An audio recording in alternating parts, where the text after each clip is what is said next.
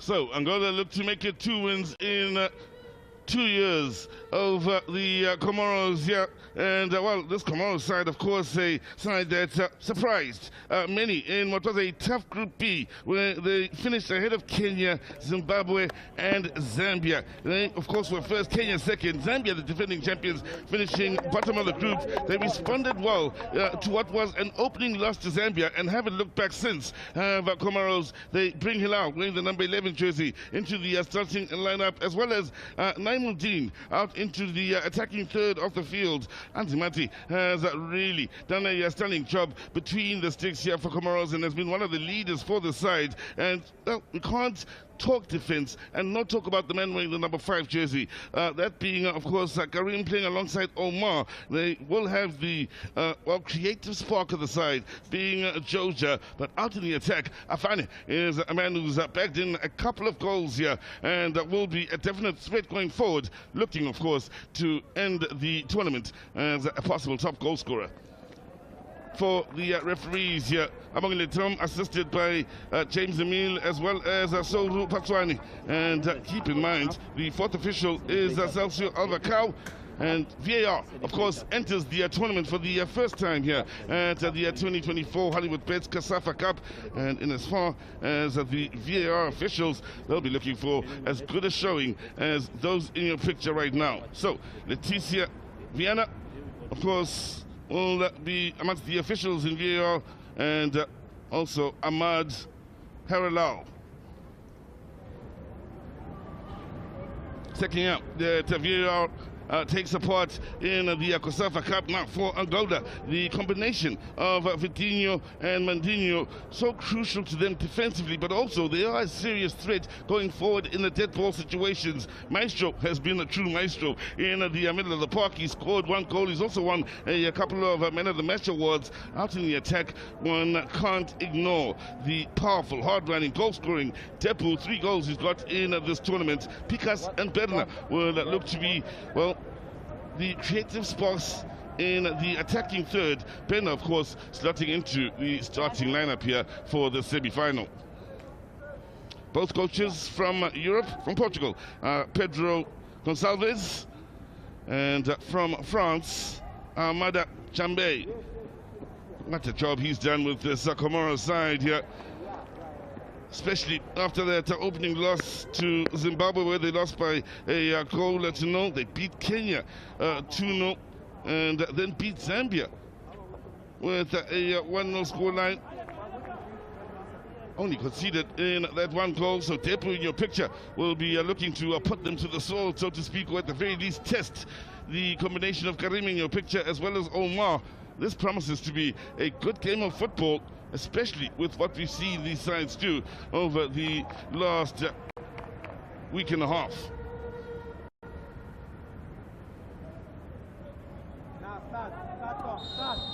Angola it is to get this game underway, attacking the goal to the left of your picture.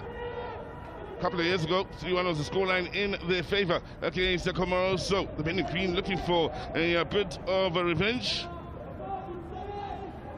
The Angolans, they finished top of a group that had Namibia and Seychelles as well as Lesotho. Both they and Namibia, of course, pushing on from the group, with Namibia finishing as the best second place side.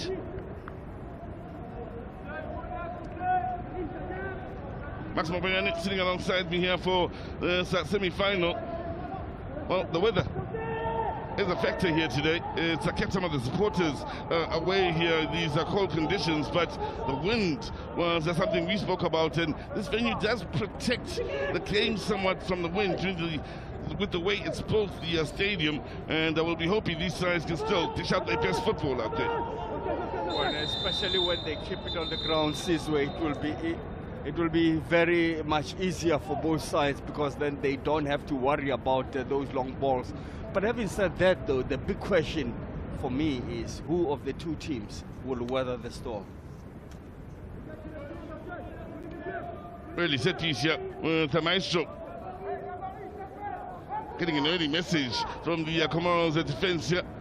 Chance to push big men forward here. We spoke about Vindinho as well as Mindinho out in the defense. When they push forward, they are a real factor.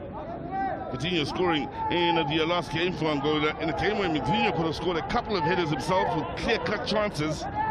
All about the quality in the delivery from the far side. Hossi and Maestro standing over it. Check Vindinho lurking on the far side of this wall from the set piece. He's the one who will be charging there also. Outswinger from Maestro. Good ball! Great chance! Superb start! Just over 2 minutes is taken, and it's Caliano that loses the defense and slots it beyond Nazimati with a top-notch header. Hey, please. That's Angola for you. When it comes to set pieces, they are a handful because they've got so many big bodies in the box there. Vindinho, who was a threat for me right at the end, was the man that wasn't even marked, but also looking at just Caliano, just attacking that ball, played in that wall. And that is so beautiful. No chance that you can even look at it on a VAR. From the inside, late defending from the captain there. Yep, Georgia, the closest to him, is muscled out of that position. He's big, he's got a presence, and what a well-cushioned header into the bottom corner. Couldn't have asked for a better start here. And just putting Comoros against the wall here in the early stages and on the back foot. Comoros now will need to show a bit of character in how they respond. They really have been, that is Comoros, the surprise package of this tournament. But again, Angola, to me, have always been favorites. Having seen them throughout this tournament, they look like they have players that can go on and beat anybody. They've got the creativity in the likes of Maestro. They've got the big men that are a serious threat. They are probably the biggest threat in dead ball situations the Angolans in this tournament, or have been. Now they will need that aerial ability defensively here, and well, no one contesting the ball from an Angolan point of view. And half chance, I'll call it, for Comoros then. Omar just couldn't steer that towards goal. Omar also got his chance there, but he could have nodded down. He just let his head face up, and then the ball just ballooned over there, sideways instead of towards the target. You've got a minute, Caesar. Go to with the forehead and knock it down. Be positive, be bully when you get both those balls in the box. Well, opening 4 minutes, both sides getting good chances with corners, so the aerial duels are something to keep an eye on either side of the field here. Early ball looking for Depo, losing out there into Omar initially. Zamir going back to Anzimati. That's lovely distribution, lovely ball from Anzimati out on that first time pass to the teammates. I like those first-time passes, and there's one player that mastered them. The only one in the world that I can think of, Luther Matthäus, midfielder, the then midfielder for Germany. Whip-whacking them first time, changing play.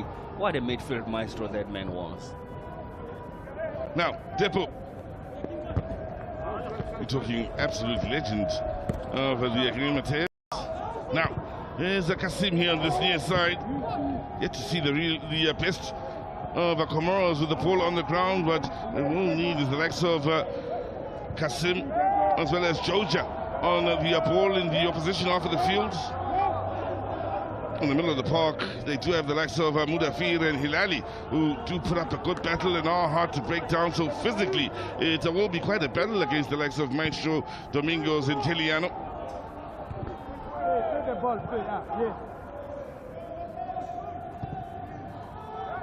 Picas, unable to pick up Depu out in the attacking areas. He'll always be trying to get onto the shoulder of the last defender. Battles for just about everything thrown forward. There's that Depu. That Maestro here has called for the foul.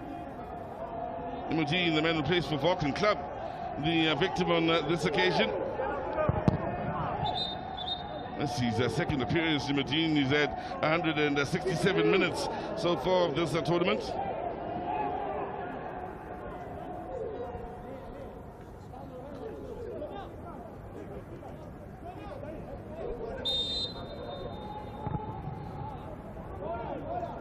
Well, we praised his distribution some 3 minutes ago on Zimati, teammates on the edge of the box. Then you could see his intentions in trying to find the teammate out wide on that left side.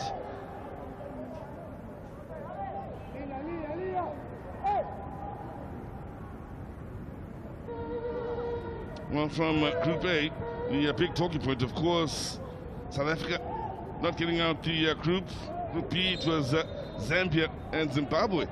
That didn't get through. So close for Kenya to qualifying as the best second place side on 6 points, only to be edged out right on the last of the group days by Namibia. Now, early ball. Maestro. Spoke about that hustle in the middle of the park for Comoros. Then Maestro losing out.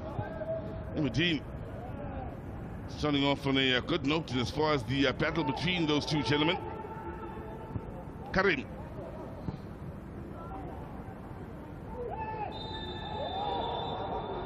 Well, it continues between Maestro and Imogene. Referee here, Amogile Tom, inside the opening 8 minutes, shows the first yellow card of this semi-final. So he'll have to watch himself here, Imogene, a man who's been slotted into the starting lineup for this semi-final. Dangerous play against the Maestro. He, of course, replaces Hassane, who had been present for every game throughout the group stages in the starting 11 for Comoros. First time they've shaken up that midfield where they don't have the combination of Mudafir, Ilali and Hassane. Now, Joja. Driving forward here. Already numbers looking to get into the box. Goal is keeping a good shape about their defense then.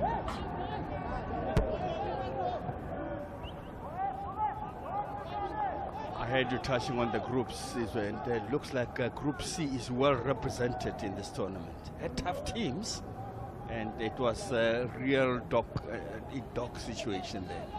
Well, Angola qualified on a dramatic last day right here at the Nelson Mandela Bay Stadium, as Namibia was doing the business out at the Isaac Wilson Stadium. Of course, those are the two venues that had been used for this tournament. We've now seen the last of the Isaac Wilson Stadium, and for those out in Guazakele, the football-loving community out in Guazakele, they've really given us some fun times in the way they've supported the games that have taken place there. Semi-finals to be played here at the Nelson Mandela Bay, including the final, of course, on Sunday. Tomorrow will be a rest day.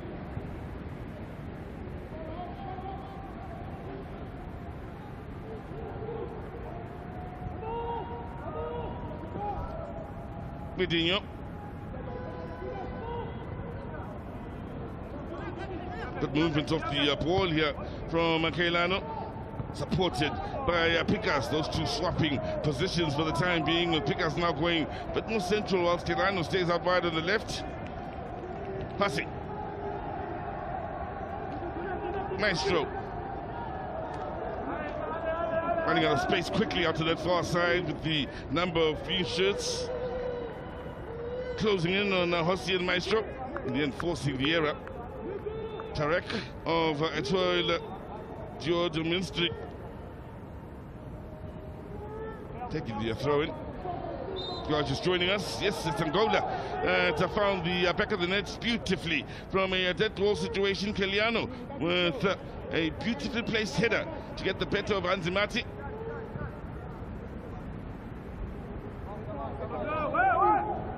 Omar. So there's the weather and the wind, 51 kilometers an hour. Again, when you are outside of the venue, you do feel the wickedness of the wind, of course. As we mentioned earlier, the beautiful Nelson Mandela Bay Stadium and the shape of the venue really does a great job of keeping as much of the wind out and preventing it from being effective. As we look back at the challenge here and the battle between the number 17s. It was always going to be such battles because these two teams have quality players. When Comoros came to this tournament, we never saw the sort of the idea of how good they are. They are quite a good side. They keep the ball on the ground. They've come from behind on one or two occasions. And when you think they will never come back, and they do come back. Nicely done. Under pressure then by Karim. Couldn't quite keep it moving with the pass straight down the middle and had to take care then with Atepu looking to start to run in behind him.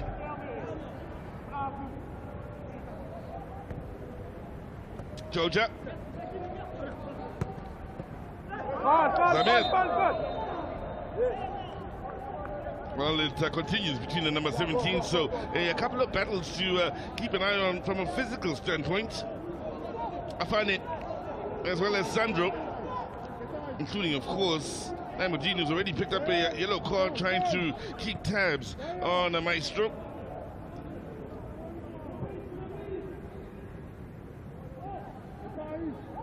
Well, the signs have been there for Comoros that this could be their year. 2026 World Cup qualifiers, top of their group, which of course makes them the surprise package in that group once again.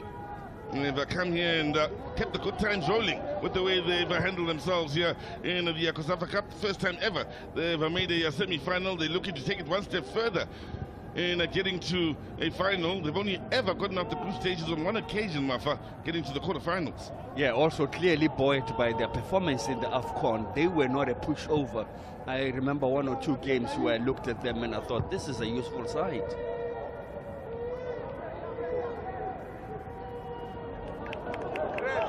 Taking no chances then is Omar. Bernard.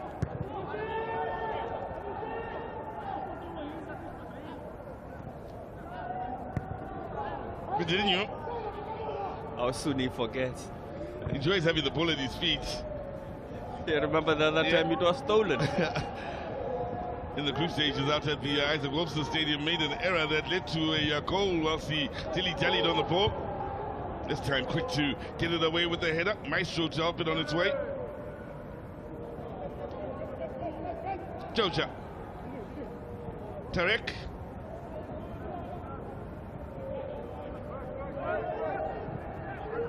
Karim to Omar. Again, Angola happy to allow them to pass around the back four inside their own half. Gets interesting once they go over that halfway line. Here's Karim.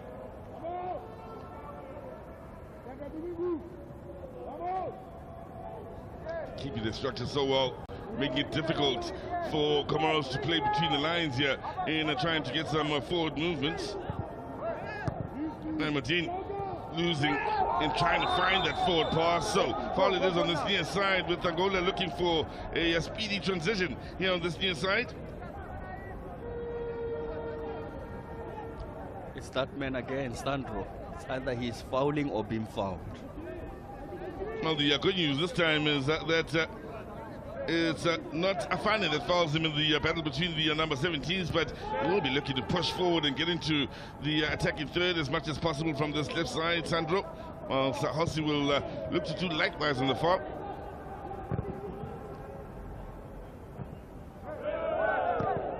Depo couldn't quite deal with the bounce on that occasion. Oh, good work to win it back in the middle of the park here from Berna. Kiliano finding Sandro. Depo. Nice header down the line here. And Pickers looking for a teammate, then defender doing enough to slow them down for a moment, and Kiliano looking for something truly special. Couldn't get over it in a search of his second of the tournament and day. Pickers, as he attacks here, he didn't get a lot of movement, and I mean, not too many players showed off and done it, you know, changing runs, exchanging positions. He had no one to pick. Well, there was a couple in the box that were marked, both thinking pick us. And he couldn't pick any of them.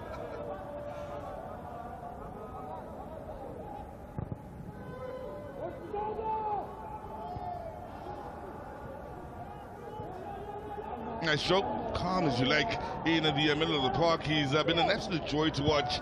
The man wearing the number 10 jersey for the Angolans. That's it. Jojo on the other end for the Comoros wearing the number 7 jersey. They also had a similar effect from a creative standpoint for the men in green. Pickers.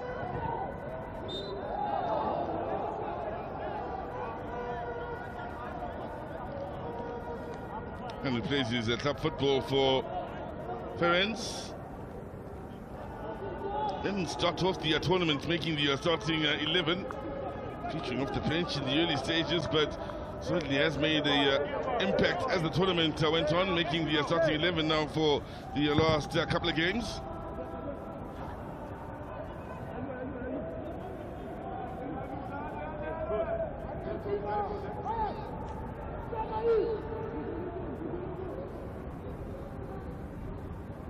Tournament is now averaging 1.94 goals a match, 35 goals scored in the 18 matches. Remember, the first 8 matches we had a real goal drought with 7 goals scored in 8 matches. As the group stages wore on and things started to get a bit tense with sides trying to find their places, the goals started to come. Talking about things starting to come, isn't it interesting that it rained, got windy, got dark, and the sun is starting to come out? Yeah. Bit of a Cape Town touch there. Knew it was going to be a cold day. Waking up this morning when one could hear the wind howling outside the window. Strong in the air. Here's Amendinho. Maestro.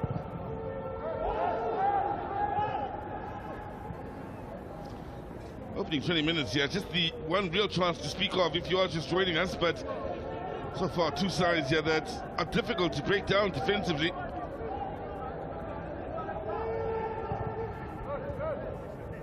Keep their structure well, compete well physically in the middle of the park as well.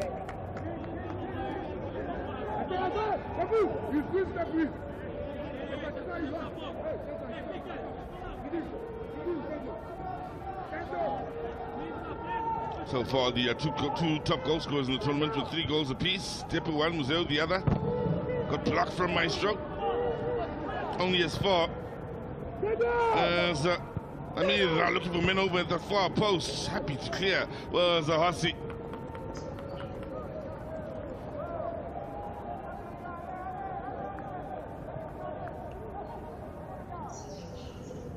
Well, they did meet back in 2022. These are 2 sides, 3-1. The win for the Angolans, who lead by goal to 0 now. Joja. Goal scorers for the Angolans that day were Miguel, Lepua, and Hikino. They also did score from the penalty spot. There's Depo. Goes on one of his power runs here on this near side. Didn't really have much in the way of options inside that box. working hard to try and get there was Kiliano from the middle of the park. The only real choice he had was at the top of the box as the ball was played in. A bit of space here in the middle of the park. Comoros still looking for their best attacking play but this match as Joe just fouled on the turn then. Defender was in trouble then, he had committed. And the big man in defense then, Vidinho, and was in the process of being rolled when he committed that foul. So, second player to pick up a yellow card.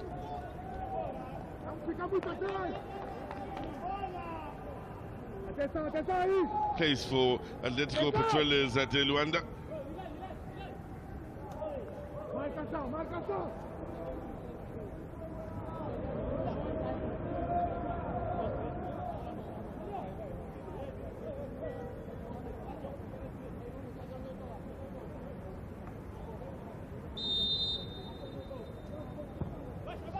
Couple of bookings so far in this match. Extra under pressure then, and gives away a set piece in a much better place here for Comoros, pleading his innocence. The pressure applied on him here by Kasim.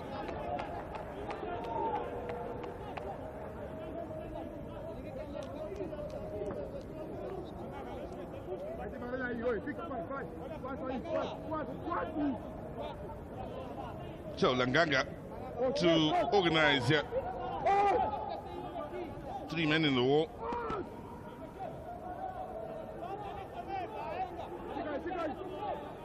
From that sort of angle, wouldn't be a big surprise if they try and go direct towards goal.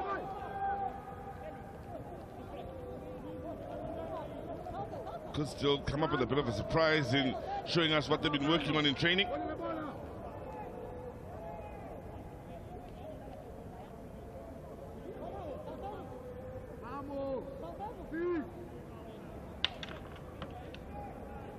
So Comoros looking for the equalizer here, 22 minutes in.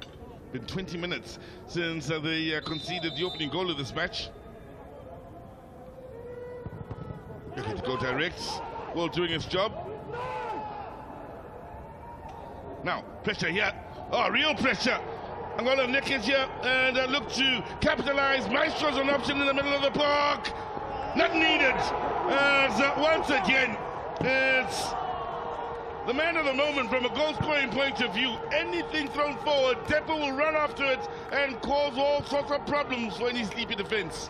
Oh, Sizwe, I'm sure you noticed that as the ball broke through, I just pinched you to say the keeper is dead. He was left for dead. At some point, he didn't know whether to go or go back to the line. And during that hesitation moment, it became a fatal hesitation. Depo doing what he does best, scoring goals in this tournament. Starts off in defense. There he is, middle of your picture, making the run. And once it's a 50-50 ball, you know he's going to compete. And when it comes to pace, he's got plenty of it, Marks. Oh, didn't he skin him, though? He just skinned the keeper with ease, as Marty was just rounded so easy. But then, Maestro tried to help, and he said, what help? I know where the target is. Well, on 4 occasions, he's shown us that he knows where the target is. Now the outright top goal scorer of this tournament, Angola. Well, quick with the counter-attack. Within seconds from defending a set piece, they explode going forward. And Depo on a one-on-one against the defender. Even when it seems all hope is lost and the defender might have the slightest of advantages, the way he competes and makes life difficult really has been a joy to watch for a striker sometimes who makes things happen out of nothing. And the advantage is that he's a big man, so he believes in himself. He can be bully against defenders. But the interesting thing is when he scored, his eyes were on the prize, making sure that he rolls the ball. Awkward as it was, not too awkward, but awkward as it was, he didn't need Maestro. But that he missed it. Then they would say, are you selfish or what?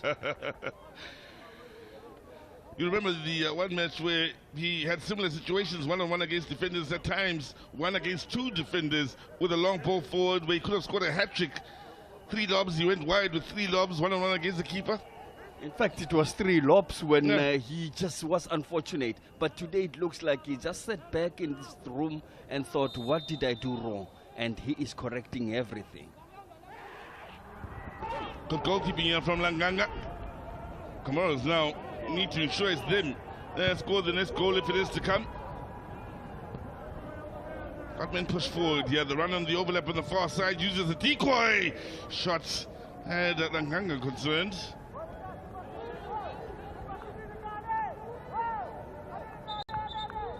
Real concern for them will be the effect as we look back at Langanga's good goalkeeping, but the concern here for Comoros, maybe the fact that they haven't created anything clear-cut as yet in 25 minutes and find themselves trailing by 2.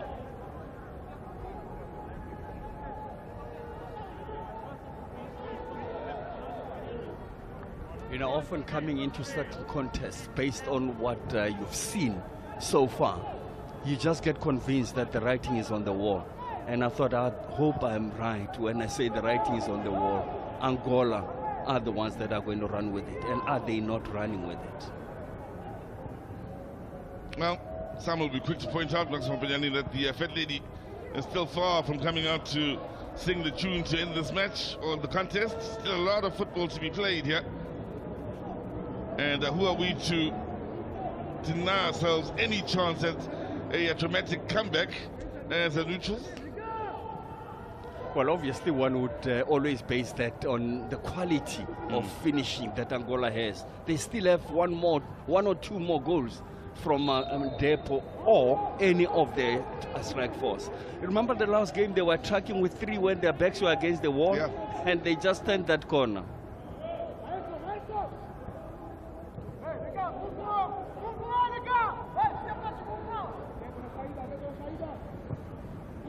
Space out on the far side.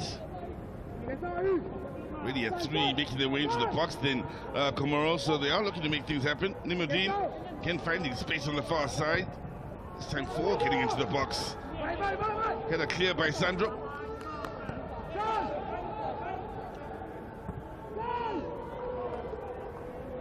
Where the Angolans did show their true quality was against Lesotho. Here at the Nelson Mandela Bay Stadium in the last match, Lesotho going 1 up through Fotwani after 26 minutes. And up to that point, Lesotho playing very good football. Then up steps Depu on the 42nd minute, Vitinho on the 63rd, and Miro in the 95th minute to not only win a 3-1 for Angola, but see them come from behind to qualify as top of the group when at one point they were out, down and out, trailing by 1-0 and at 1-1. Trailing 1-0, going on to win 3-1 in a game where they could have won 6-1. Remember the 3 clear chances? Yeah. Now, Maestro hoping to get the corner. Throwing, I believe it will be. What was impressive with them is they kept playing their football. Yes, maybe raised the intensity somewhat in the second half, Max, but they needed goals. Especially having gone 1 down, and they just kept going and kept scoring up until the 95th minute, with that goal then securing top spot in the group in the 95th minute. And when you say with that goal, it's not only about the points, because the points were in the bag, but it was the number of goals that were needed. Well, there you have it, goal attempts as Angola having 3 of them, and well, converting 2 out of the 3. Depo, if you are just joining us, yes, is amongst the scorers. Physically, it's been a bit of a contest for the likes of Kiliano on your picture. Man who opened the scoring beautifully with a header.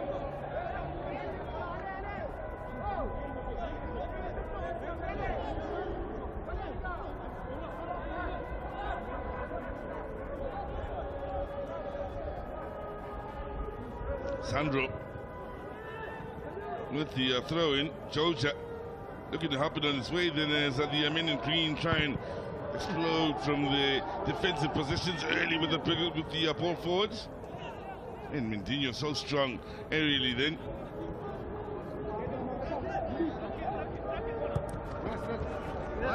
Green.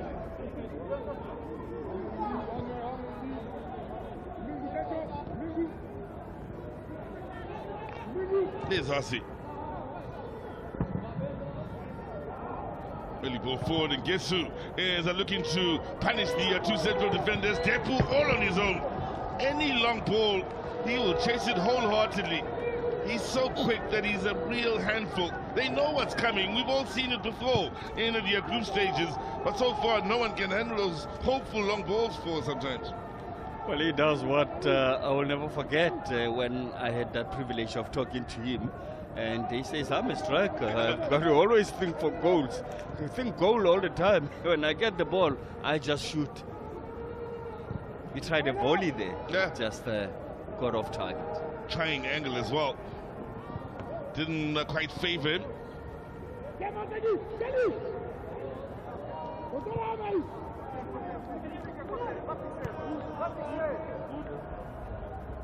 There's Kasim.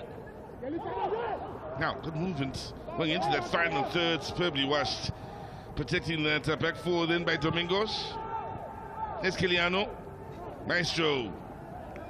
Took that nicely. Space to exploit. Run on the overlap being provided by Hussey. Berner. At times, it's so easy on the eye from the Angolans where they play well for one another with the movement and such, with the Maestro providing a nice touch here and there to just get them going in midfield, and they respond well with their movement around him. I'm just chuckling because I just noticed that when it comes to a funny, you don't have to be nice, you just have to kick everything, and Mindino did exactly that. He was told, don't let him control the ball, just whack it.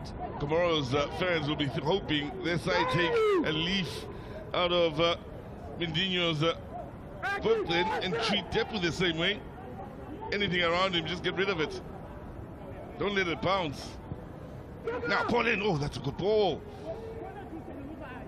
Good ball, Sizwe, but teammates didn't expect it. That is why there was only one green shirt in the box.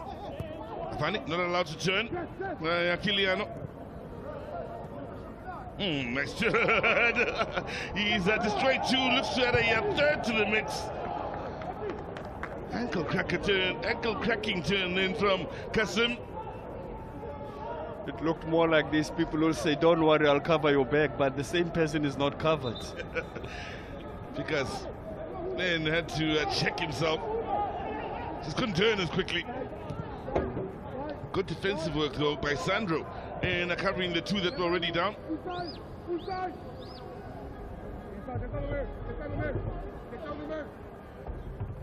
To their credit, they are now getting into positions where they're getting deep into the final third in the wide areas, beginning to whip crosses in. Starting to find the passes between the lines as well, and all the while they need to be careful of the counter-attack.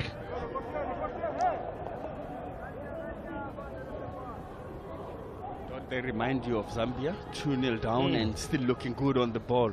Yeah. And still went on to lose, and even losing dismally in the tournament.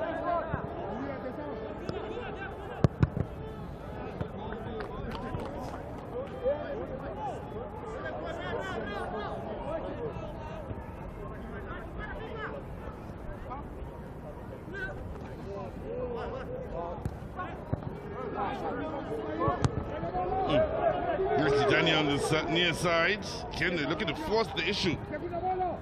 Comoros trying to use the width of the field. That was nicely read then by Hussey.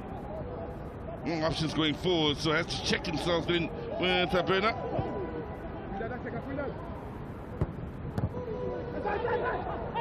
Well, for Zambia, didn't score a goal in the tournaments. First time they'd lost more than 2 in a row in the tournament, and Comoros now. Oh, keeping the pressure on. Ball in then. Kasim found the teammates and told you, you're thinking it's the right man if it isn't to be Afane. And it got stuck under his feet. Why backheel it instead of sweeping it?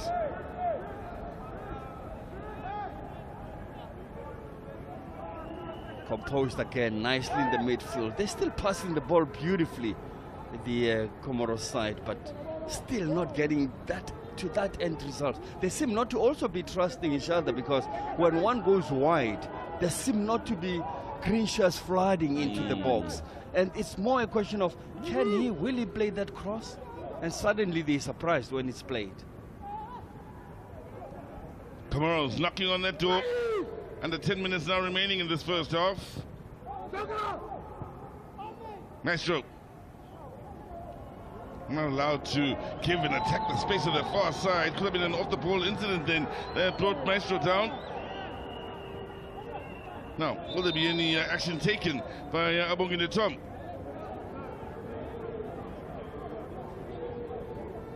Making his way over towards Maestro.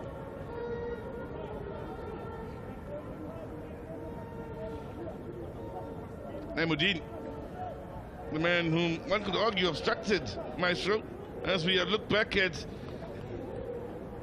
Georgia looking for something special. Yeah, he was looking for the back heel, yeah? Yeah, he wanted to do one of those surprise back heels, and it didn't come off. We remember one of the magical goals we've seen in this tournament. Magical, I mean. That, of course, was by Maestro when he was juggling the ball. And Georgia is one of those that thinks outside of the box, and he was trying something a little different then. Now, they've started to arrive. As the Ate has worn on here. Taking them a while to get here, but they are finally here, including a few Angolan supporters with their flag up and proud then. And happy, of course, with the way things have fared here. Just thinking back on what you said, Georgia thinking outside the box. He was in the box. In the little box. He's even in the smallest box and couldn't think outside. Pika saw space and asked a little too much of himself with the ball into that space to run onto. So, for the Zambians here, we have to give a special word as the defending champions. They were looking to make history for the right reasons, and they were looking to be the first side to make 3 Hollywood Best COSAFA Cup wins in a row. That was the ambition coming into this tournament. Finished bottom of their group. First ever COSAFA Cup tournament without a win for them. This is the history they made. First COSAFA Cup tournament without scoring a single goal. Worst title defense in a COSAFA Cup history. First time, as I mentioned earlier, losing 3 in a row. And first ever defeat to Comoros Island. And here they are, Comoros, who finished top of the group here, battling with Angola in the semi-finals, needing something a bit special to turn things around.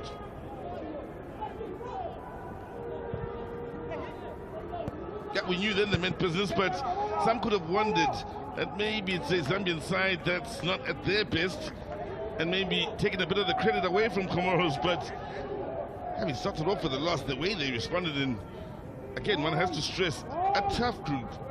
Losing to Zimbabwe, whom, if you weren't watching the tournament from earlier, of course, were making their return after the ban. Mentioned it got physical in the middle of the park here, and a yellow card for Kiliano. It was always going to be, because I realized that they're both playing through the middle. I don't know why they don't go through the wings. Spray the balls wide, open up the middle of the park, because even those that are late, they just lunge. They were in a group with the likes of Zambia, and it's a very physical group, that with the Zimbabweans and their commitment, the Kenyans as well, big and strong. Comoros got through that group and its physical demands. Angola, of course, physically, you just have to look at them. Big men with a huge presence, and they also get stuck into the middle of the park.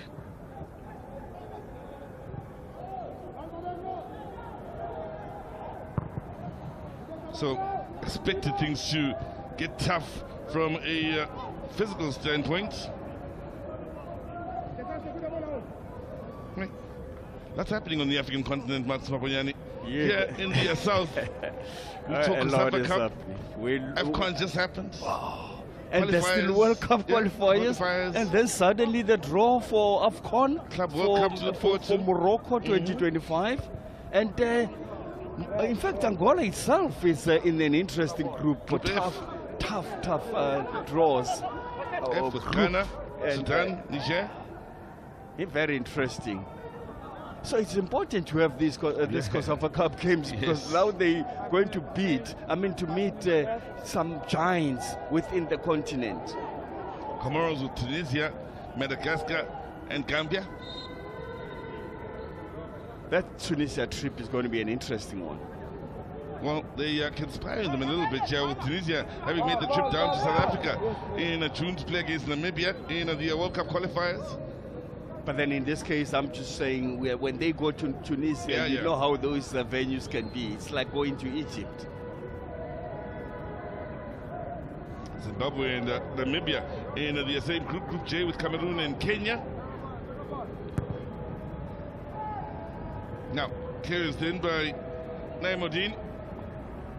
Joja. Nice strike in.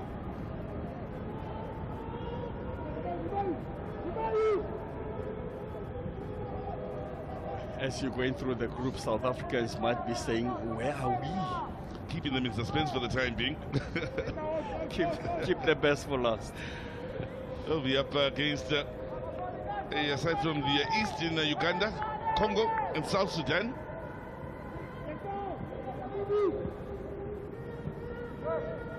So there's non-stop football if you come to think of it also, because there's this World Cup club qualifiers. Now, battle on here in the box here, and it's Kasim. It's a lost out. Burner now. Quick to turn and pick us on the move here on this near side. Needs a bit of support now. Pickers buying time. Cavalry arriving, but he's overcooked that cross somewhat.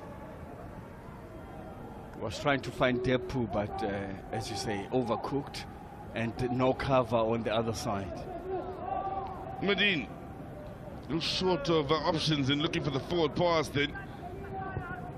And they're so quick to get back and get the structure going here in protecting that back four in that midfield that it's not easy to hit them on the counter attack. I find it. It's Kiliano.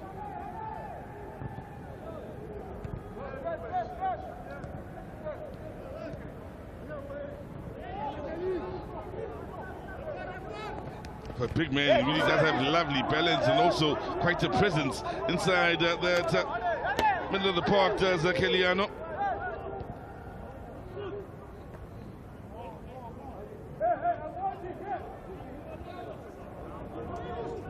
Domingos to the last few minutes of this first half. Angola halfway there and trying to end an 18-year wait for a final spot. It's been 20 years since they won the Hollywood Bets COSAFA Cup. Hossi. Comoros, of course, just by getting here, have gone where no man from Comoros has gone before in the past in getting to the semi-finals. Reaching for the stars and trying to push it all the way to the final here. Georgia under pressure. Losing out into Sandro.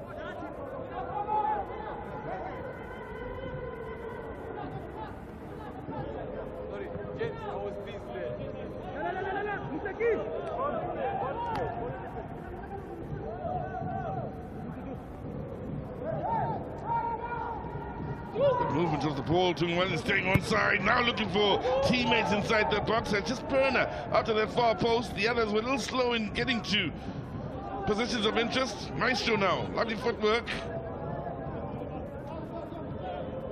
Happy to settle with the decision, or so he thought.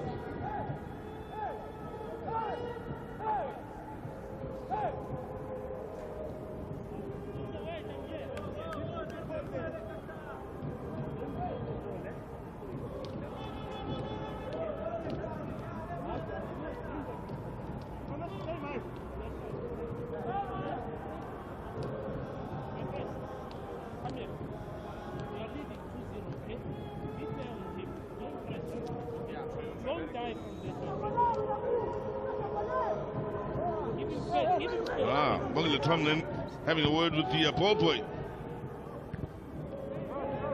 about standard operating procedure, I may call it that, from the ball boys. Thought there was an elbow in there. I find it. Yeah, they've done a good job with him in keeping him quiet. You're frustrated by Bernard, who plays for Boa Vista out in Portugal.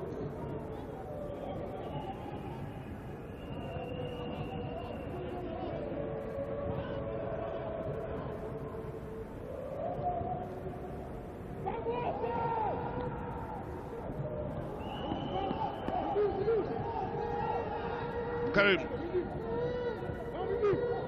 Again, no way through and trying to find the runs being made towards that final third.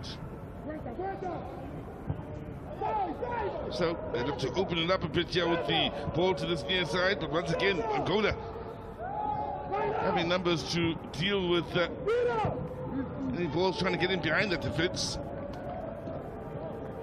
3 minutes added on to the end of this first half. Hussey and friends wanting to keep that 2-goal cushion, which will be a huge mental victory.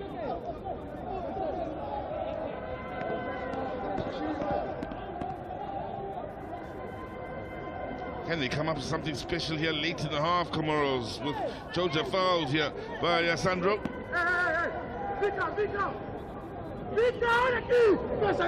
They had the off opportunity early on in the game from a dead ball situation. Thrown numbers forward here.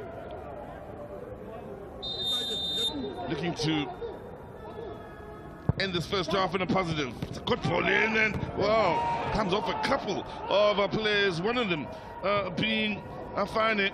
Didn't expect it coming off his midsection, and the Angolans able to clear initial touch. In fact, from Maestro. Or was it Karim?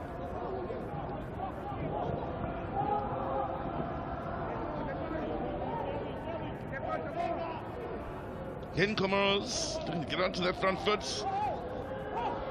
We're hoping for the corner. They're a little shocked here. Abuile Thomas giving the goal kick.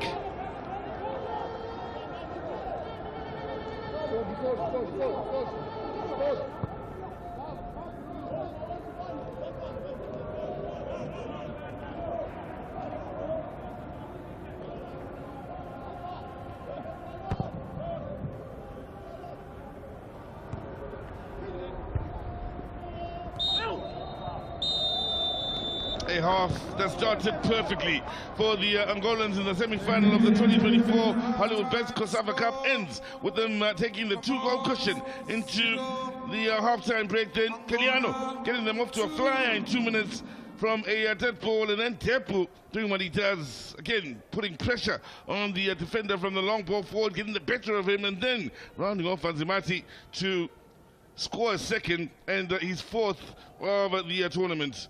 Comoros have a lot to do to turn this around. They need to be the first to score in the next half if they can turn it around. But after half time, it's Angola with a foot in the final, leading Comoros with a 2-0 scoreline.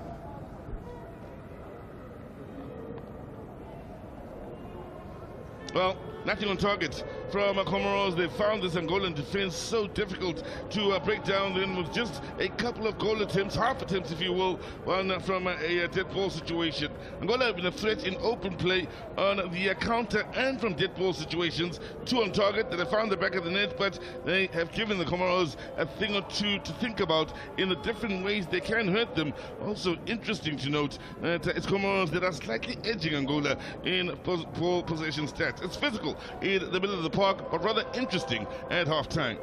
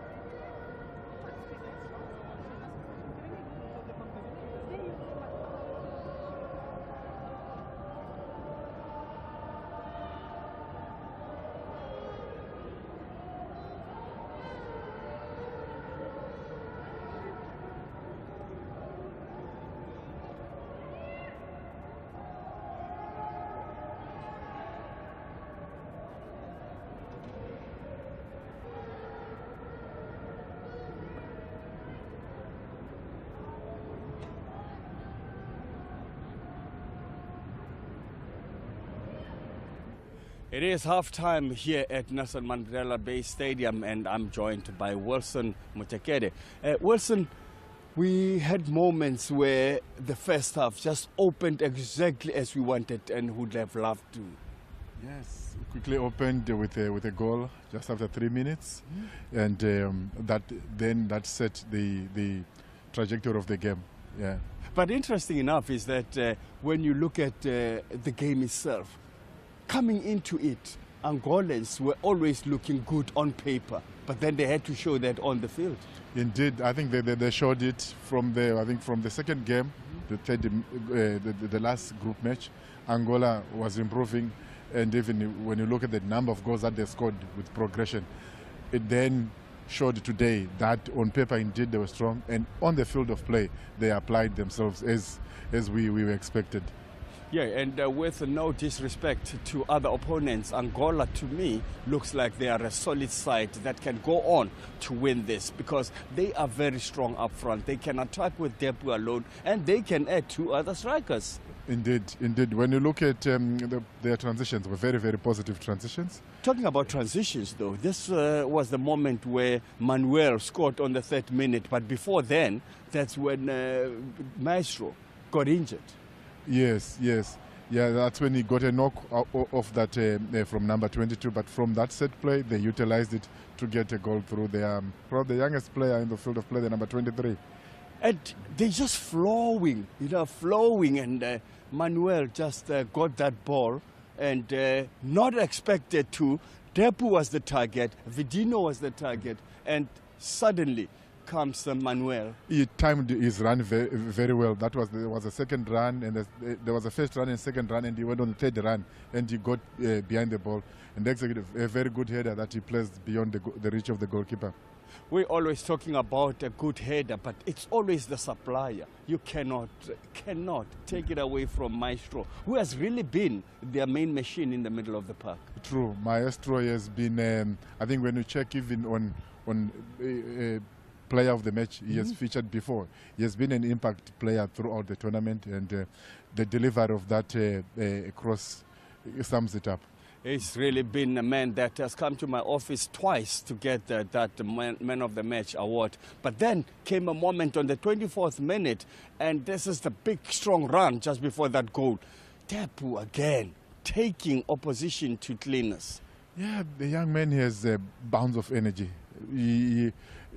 I counted about 3. We noticed about 3 runs that he made, and complimentary runs were not coming from other teammates as he was speeding, like breaking through. Look, that one is the goalkeeper, and very good accuracy from that distance and that angle to find the back of the net. What were you thinking of the keeper at the moment? Because at some point I thought the poor man is lost. He doesn't know whether to keep going or to go back to the line. And I knew he was taken to cleaners. Yeah, he was at sea. He wasn't sure. You know, when he was going out there, I was even fearing that he might commit an offense, that a send-off offense.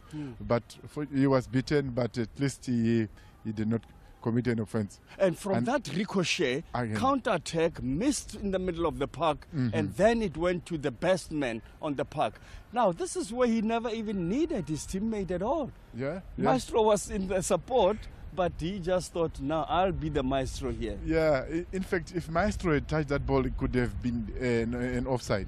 So he did well to outsprint his teammates and took it into his own hands, beating the last marker there, and then off we go. You see, Maestro was ahead of play.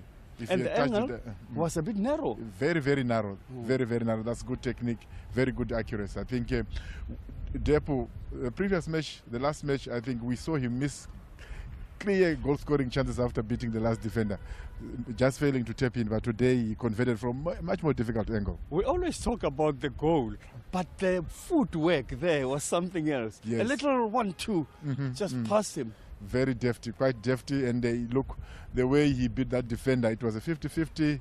If he was a coward, he could have chickened out, but he bravely he played the ball past the defender. Yeah, he is a real striker because once he gets there, he believes that he can put the ball in the back of the net. Now here's the question.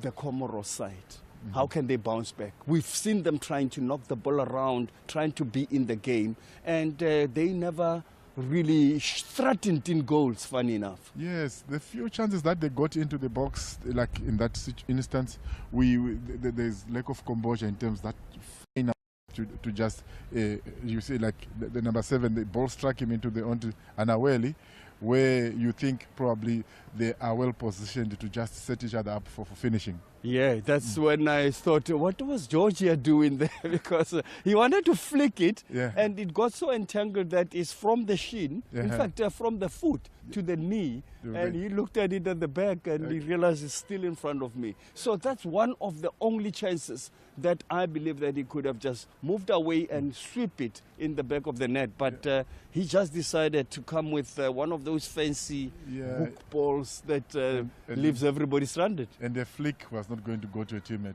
He was going to waste it. I thought he was going to play it to an oncoming, on-rushing teammate, but he wanted to flick it. That's, I think, it describes how Comoros has struggled in terms of the final third action. And we hope in the second half they will try and get composed and make use of the chances that are going to come their way.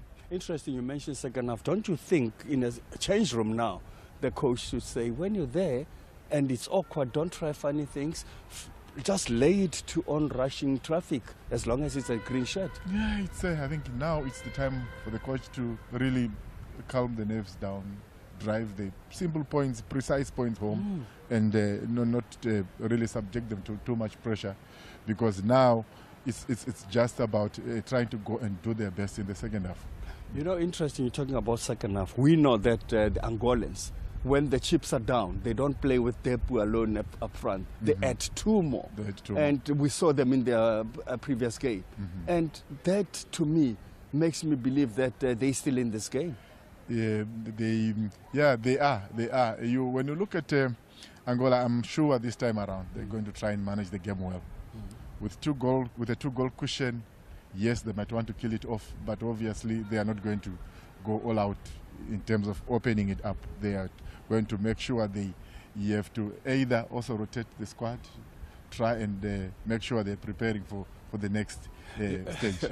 You and I have learned a lot about this game, in a sense that it has always been said that 2 goals are never enough.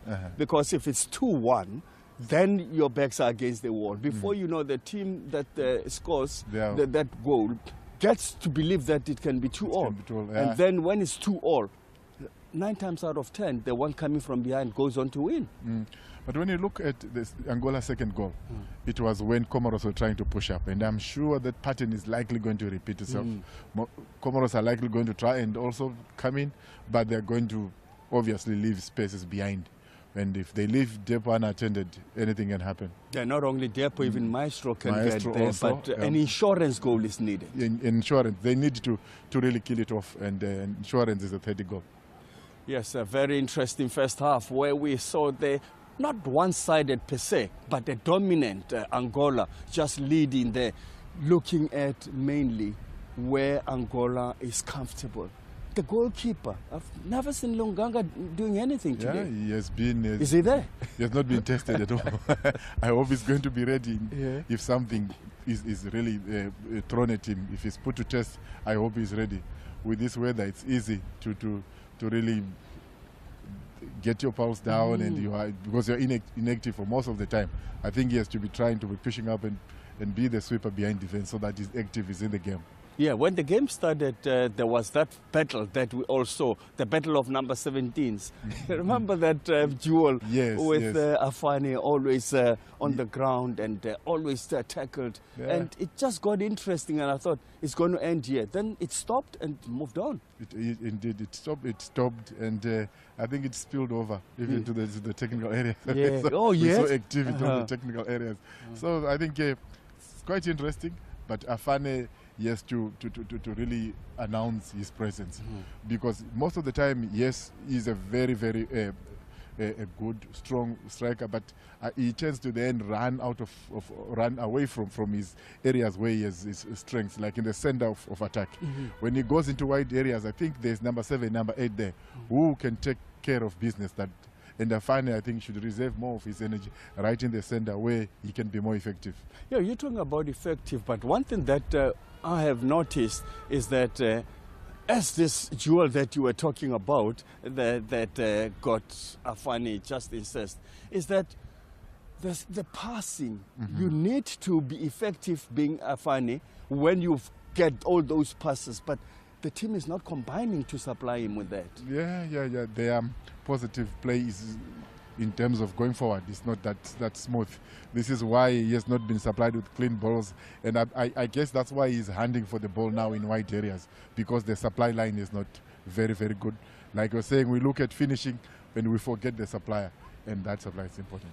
Okay, and that's where we leave it for this first 45. Second 45 coming up.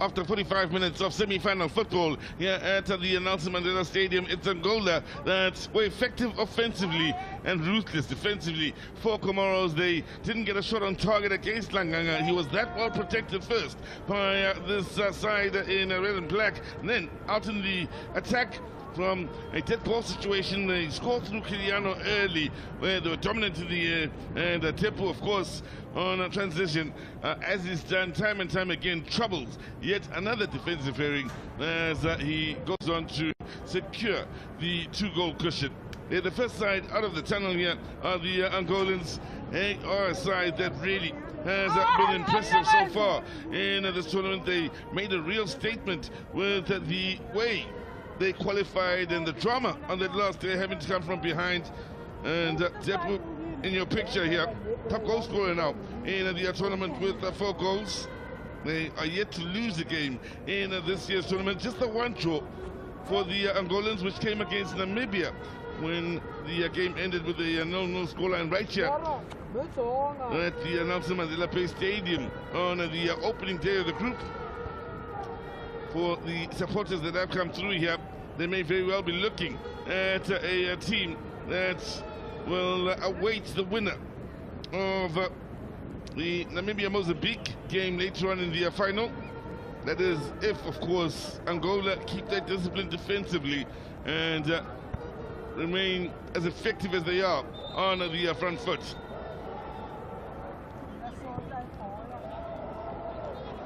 That's what they're hoping for, to return here on Sunday and hope to see them in the final. Now, the men coming out of the tunnel, Comoros, the surprise package of this year's tournament, needing to show character. The likes of Karim then in the heart of that defense, they need to find a way to deal with the aerial threats, deal with the threat that is, of course, Tepu, whilst all the while the most important part of the game that needs to come right here in this second 45 minutes is finding penetration and creating clear-cut chances against Langanga. That's something they failed to do in that first half. It will be the first side to make a change here. The Angolans, Kiliano, on a yellow card, open the scoring and will make way. First change of the match may come as a bit of a surprise with the way Kiliano operated in the heart of midfield. Pedro, the man on in his place. Comoros to attack the goal to the left of your picture in the second 45.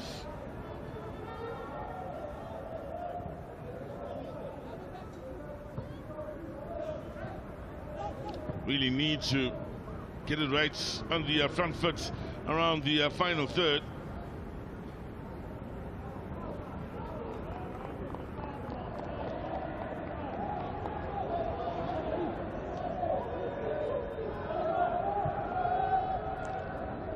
Mendinho.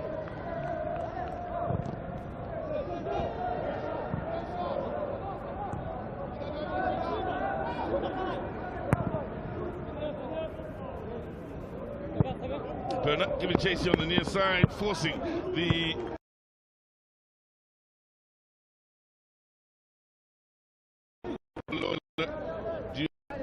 Demironsi man.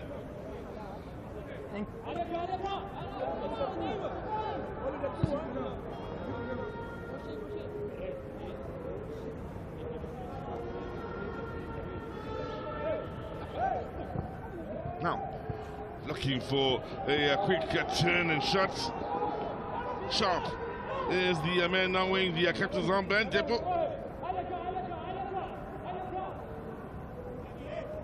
Battling against Karim, who plays for Club Le Boy Foot.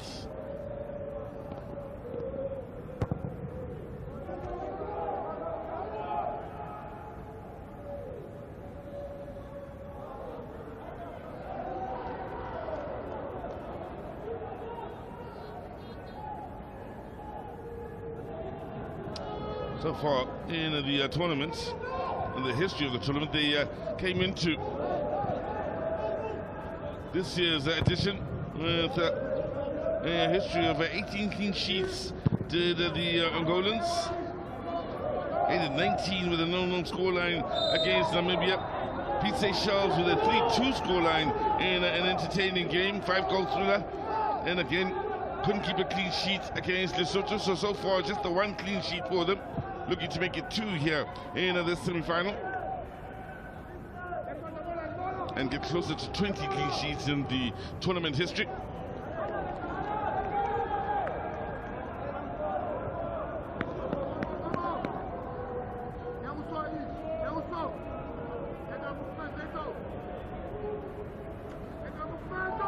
Comoros with 4 in the box, and they got the touch of the near post in from Georgia. I found that he's positioning rather interesting alongside. I find it in this match. And he pulled in. I find it looking to get onto the end of it. Easy for Langanga.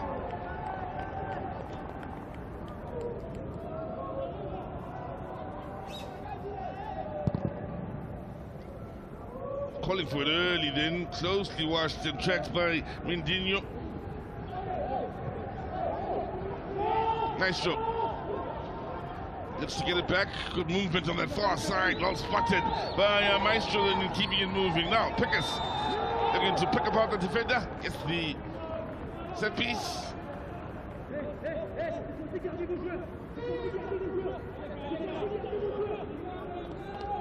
Up and out defensively is Kasim.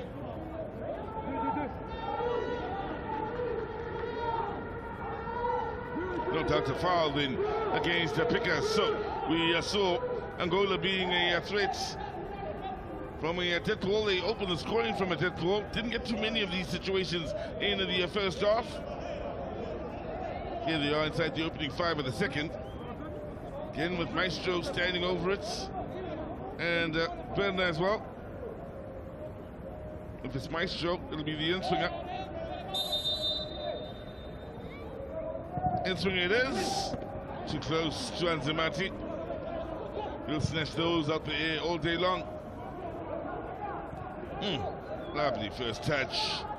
A little isolated is Kasim then. 2 men on him. Oh, they've done that so well on the defensive side. It's nice to see Bernard, the Vista man, dropping back to assist defensively then and ensuring there is no threat from a counter-attack. Maestro. Here's Bernard.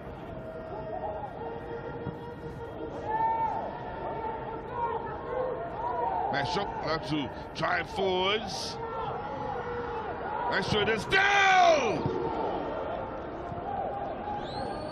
Take the pass on a couple of occasions then to get into the shooting position, looking for his second of the tournament. So much to do from out wide on that far side, and keeps moving and using the likes of Tepu as decoys then to maybe put a bit of doubt into the defender's mind while he's getting to their shooting position. Georgia. Pressure from Depu and Karim.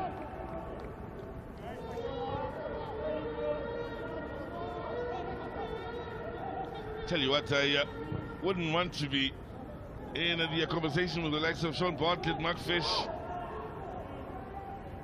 Elrio van Heerden, in the technical study group, Max Maponyani, at the end of the tournament, when it's time to sit down and talk best player of the tournament. From a number 9 point of view, Depo's been outstanding. From a number 10 point of view, it's just the creative spark in the side. Maestro. Interesting, the other two names that the Mr. Mutegede Wiseman. Words from the Wiseman is that two of these players on the park, that's Afani and Depo, are in the best 11 in this. That's no surprise. Karim, the number 5 for Comoros, could be in there as well.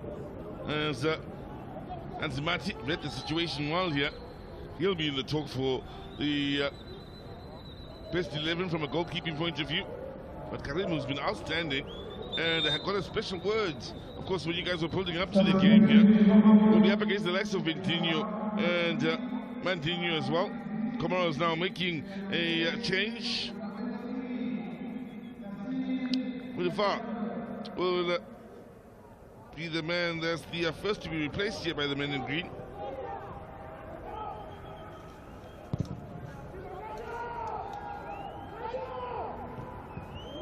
Now flick on and 3 in that box. A couple of them looking to get to the top of the ball then for Comoros. Just didn't work out again. Angola having men being responsible defensively.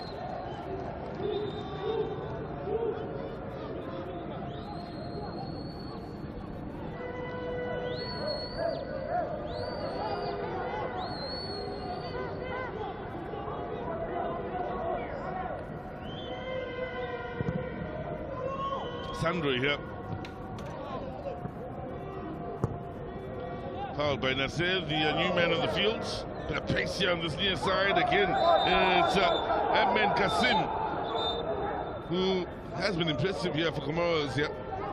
Made a few good runs. You'll remember he's the man with that turn in the first half that saw 2 defenders go weak in the knees and drop to the floor. The accidental falling of the cover. Yellow card, yeah. And Hassi, well, according to the referee's book, Hassi was not there. He knew that the opponent has left him for dead, and he just slipped him, got him off balance.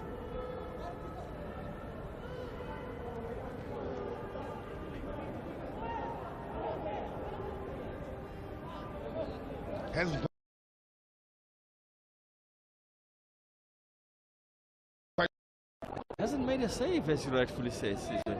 In this weather, everybody needs to be busy.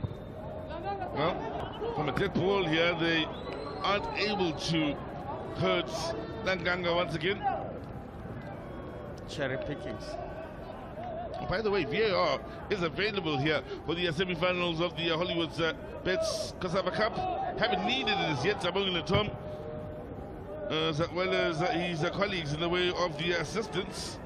Have been very much on the money with their calling of the game here.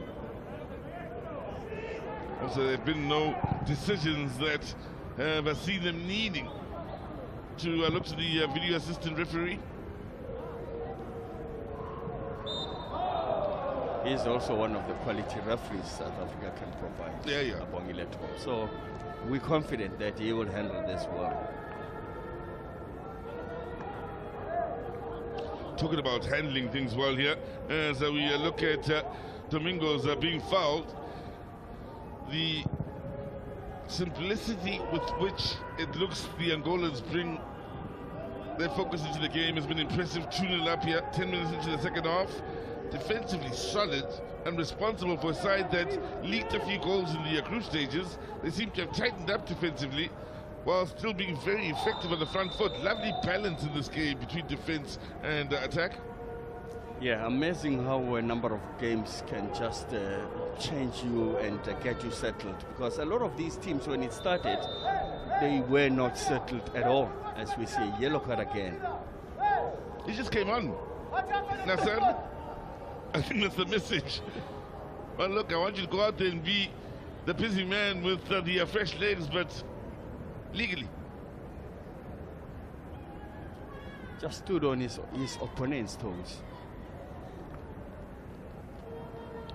By the way, the cards just keep going up now. 5 showed. Problem is with Sandro.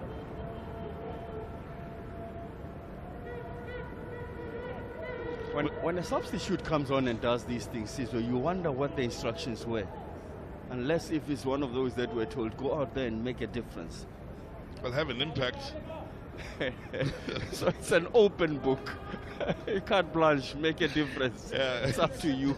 The way they dressed out in the stands tells you about the weather here today. We checked it off time. The wind had gone up from 51 to 53 kilometers an hour.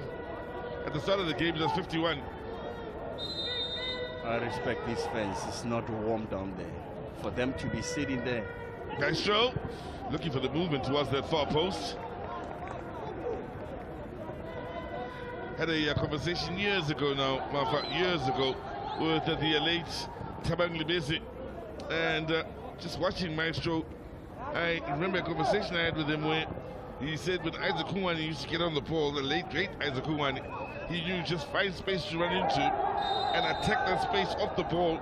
Isaac will find you. And it seems the same here with the Angolans. When Maestro gets on the ball, a few of them at times just attack space. He'll find you. Now, a couple of men down here. Kasim, wearing the number 8 for Comoros, has been getting stuck in. Perna will be the latest in the book again. Beginning to wonder about these yellow cards. Berna says for me, but it was him. Can't be your teammate. You were involved in that.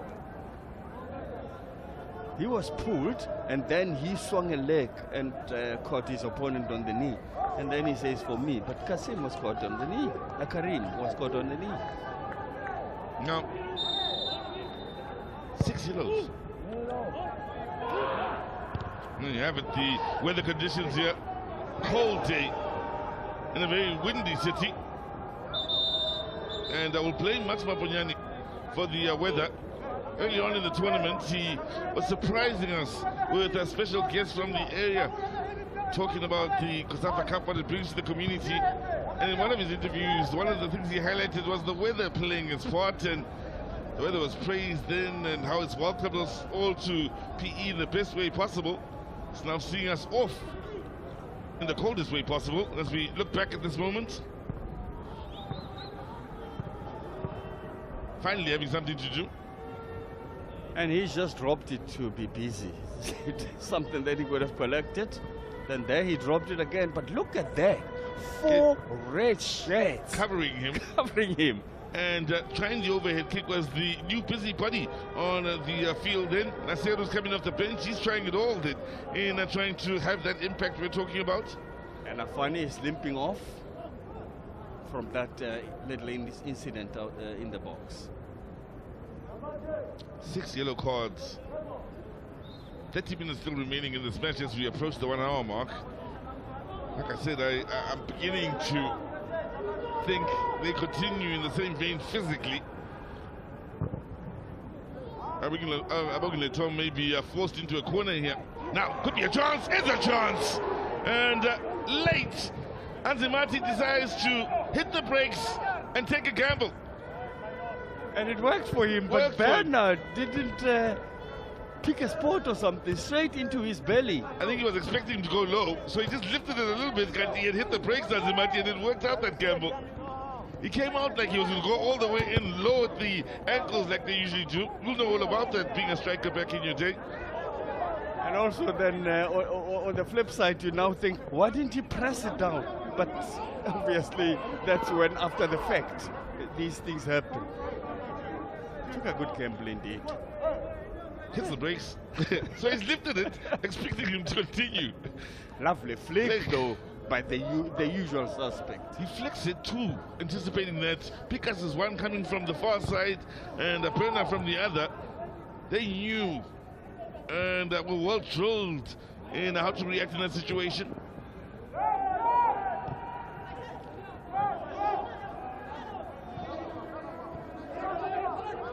having a chat with Ben, our statistician at halftime, discussing Angola. It's about the different ways they hurt you. Yeah? Can they have something brilliant from Maestro in finding a nice through ball and such, the long balls forward, the dead ball situation, poachers type of goals. They really give you a handful defensively to think about. He can be the... Now, looking for the turn, long legs coming to good effect.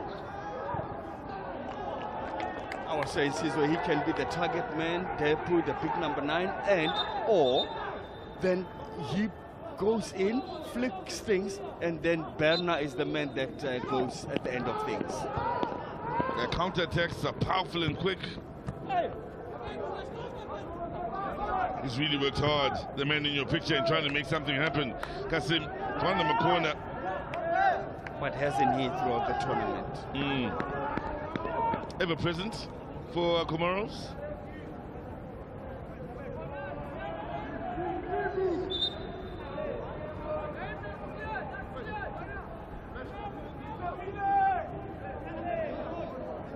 Seven. They have to start to gamble, knowing there's always a threat of a counter-attack, but everybody back defending here for Angola. Still, chance! Just wide. They have to. With an hour gone by. Was a bit awkward. Hilali couldn't just knock it down. It was just going over him, and he just stretched his body just to reach it. Way off target. Played 103 minutes over this tournament, Hilali.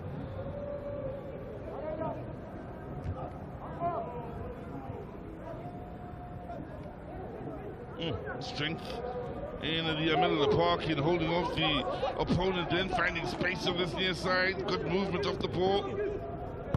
Pedro looking for the 1-2.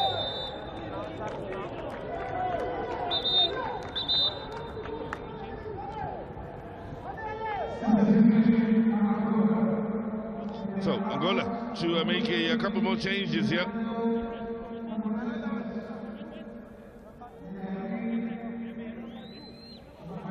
And Domingos will replace Berna on a yellow card.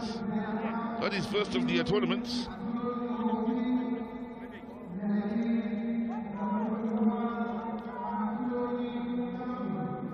Known as Miro, wearing the number 9 jersey. Also, they will have Mansoni coming on. Mansoni will certainly add to the height, although he's not in the box for the set piece. In swing at this time, far post.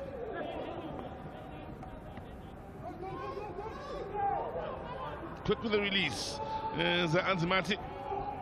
And the Angola is already having good numbers behind the ball then.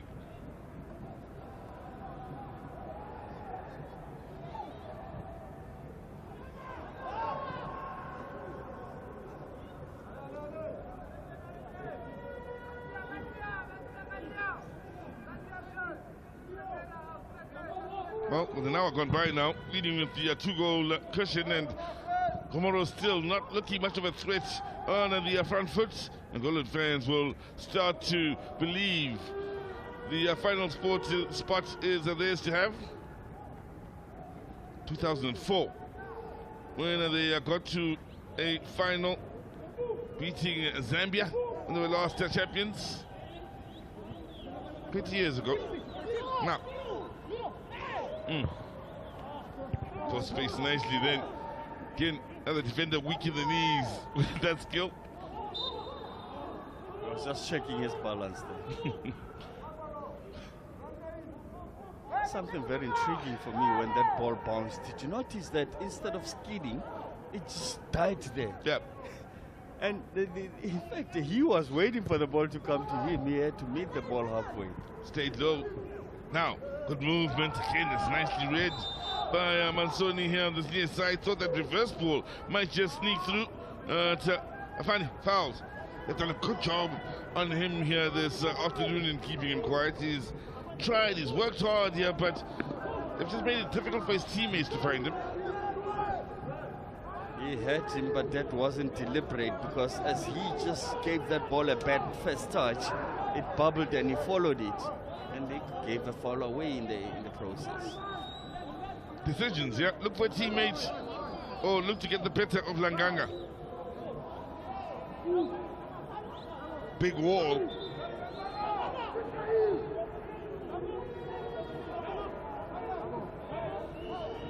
You don't want to defy him. You go where he tells you. Joja and Kasim stand over it.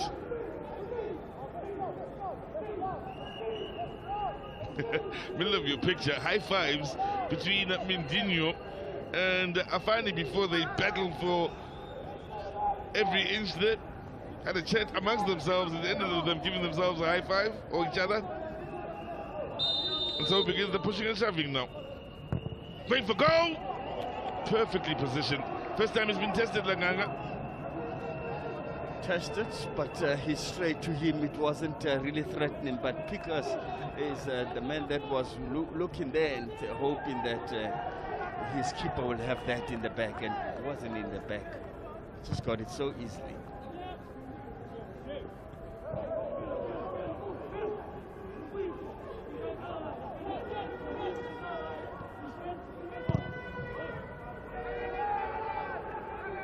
Also in the final back in 2001, Angola, back then the final used to have the first leg and second leg. They were up against Zimbabwe, 0-0 in the first leg. They won 1-0 in the second leg. Flavio the scorer. Now chance here for Comoros again. Good numbers back. So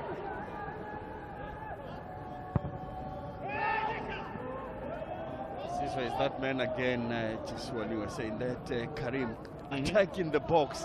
3 players didn't want to touch him. They were just pulling the legs. Don't touch him. He's really had a good very game. close to the box. He's just driving forward all the time. Really had a good game. Winners again in '99, the Angolans, and then out in Windhoek beat Namibia in the final, the home side. 1-0, Petinho scoring, and then 1-1 in the second leg. On the aggregate score line.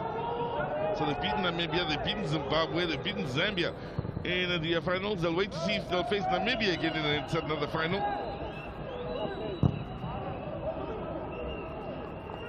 Namibia's got a big task later in the afternoon, early evening, 6 o'clock. Namibia against Mozambique.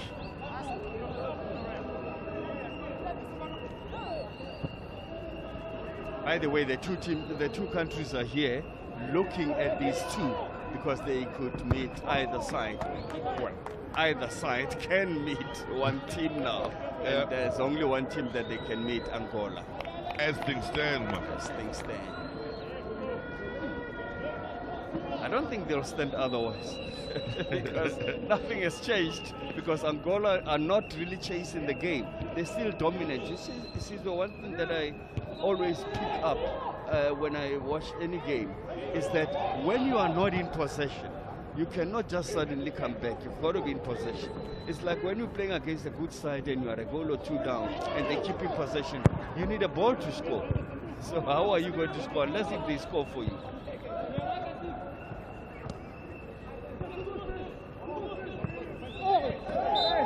Just want to remind you, as the Comoros get a set piece here, and Pedro is a call for the foul.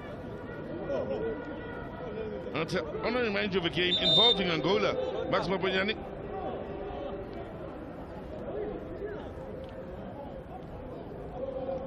No handball in, came off the face as Joja was appealing for the handball. But in just showing you impossible is nothing, I'll tell you a story. I'll take you on a trip down memory lane. You and I both know we were in 2010. We remember the memories really well.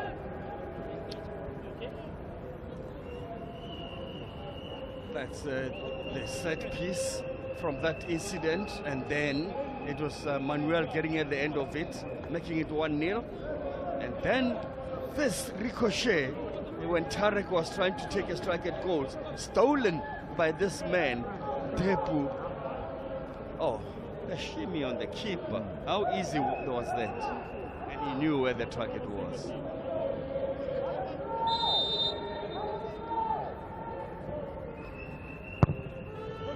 Now, too close to Anzimati. He'll be in a hurry now. I'm going to Tom again. May very well have to reach into his pocket here for yet another card. Pedro now the man in off the bench. They keep piling up those yellow cards. 19 minutes remaining. But how does he dive like that, Pedro? It was very unnecessary. Against his way in his own, in the opposition half, and just lunging at the. Look at that. I think he's taking one for the team here, trying to deny by all means the counter attack, knowing the danger man is on the ball here from a creative standpoint. But Asma Banyani, 10th of January 2010, the Africa Cup of Nations is happening. Opening day. Angola is involved. Difficult angle, always going wide. So Flavio scores in the 36th minutes, 42nd minutes. Gilberto, you'll remember him too. 67th minutes. Manucho, played for Manchester United, scores from the penalty spot. Angola leading 4-0 in 74 minutes. Mali then score in the 79th minute, 88th minute, 93rd minute, 94th minute. It ends 4-4. Still leading one of the 4-0 best going games. into the last That's 10. still one of the best. And Angola were involved. Not so today. never say never. That's all Not I'm today, saying. Now they could have a chance. I remember calling that game. I couldn't believe it. I've seen a lot of those unbelievable 3-0 lead, and then you end up drawing 4-all.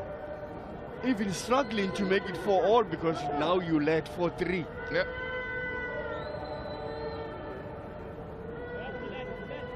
And then the corner at the end of that play.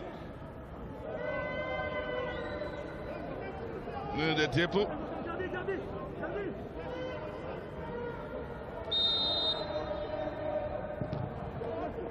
Depo beaten to it on the near post.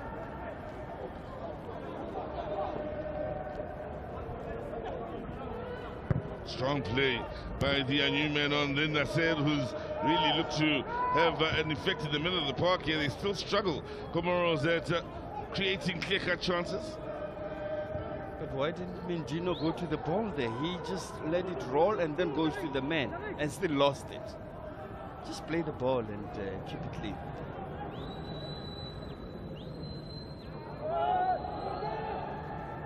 Patient, Angola.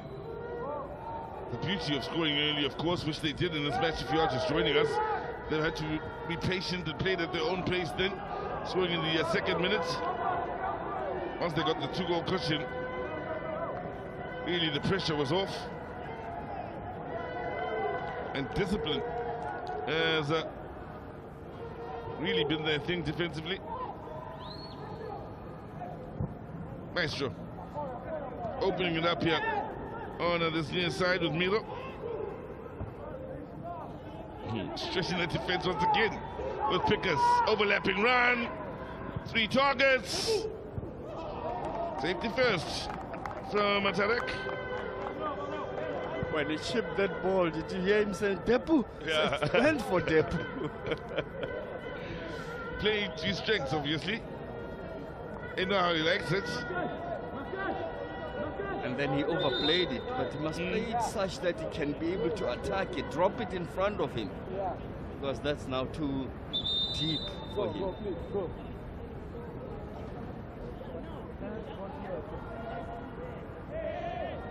Is he injured? Yeah. Tapped at the office. He got injured earlier, Tarek, if you can recall. He just got injured earlier. Operating in that left back position. Tarek.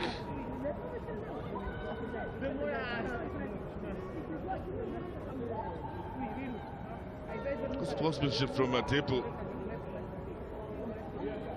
What Liang was saying, he really cares for whatever situation Tarek finds himself in. He's even helping them put him on the stretcher.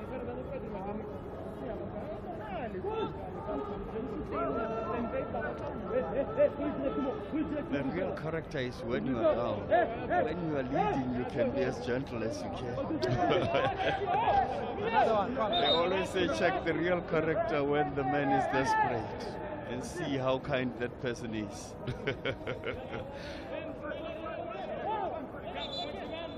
Saddad will be coming on here. And Chambai.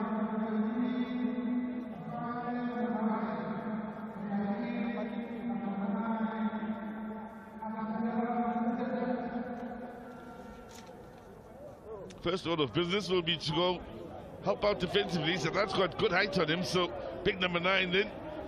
All struggle to find big men to have to deal with in there. There's plenty of them. So Tarek has made way. And Yusuf on in his place.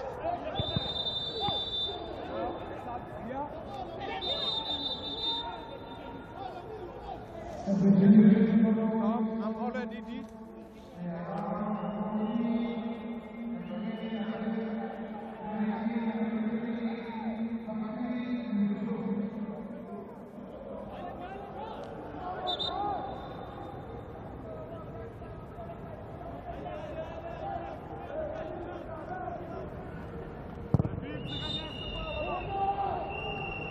Well, again, for those of you that may not have caught the early rounds in this tournament, especially the first round of matches, my colleague having the pleasure of speaking to all the coaches, and we touched on the football that's coming up in the near future from an international standpoint, including club-wise and so on, but so much football coming up in qualifiers that all the coaches are saying, look, not our first squad. These are men we are using to try and beef up the first squad and give ourselves options and depth. So when you consider that from a Comoros standpoint, from an Angolan standpoint, that they're still looking to add to size that are playing in those qualifiers, you'll be thinking, well, what they've got in depth is quite impressive. Namibia as well, Mozambique. And this also giving them the opportunity to see who they take to the World Cup and also AFCON. They won the header on the near post then. Difficult angle to try and work it almost backwards and steer it towards goal then for Afane. In fact, it's Hilali. The defending was a bit bad there. One in front, one at the back attacked the ball, and Hilali just had that glancing header. Not on target, but should tighten such situations. Again, half opportunity for them, and that's about as good as it's gotten for them in this match. Remember, there was a header on the in the first half as well. Difficult to keep on target, but a decent chance. But they haven't really had much in the way of better chances to try and expose Langanga. Working hard, yes, Pedro.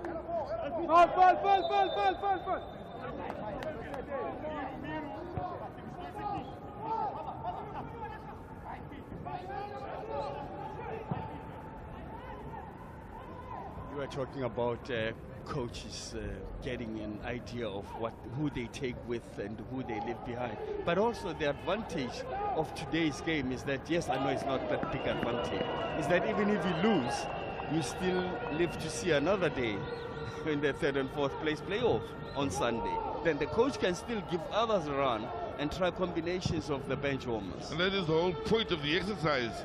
That is the COSAFA Cup. There you have it, goal attempts. A fair amount here. For Comoros, it's about what's on target. And that's a telling story. Angola haven't had too much on target. They've just been ruthless with what they've had. Physical is all I'll say as far as the fouls here. That's a lot.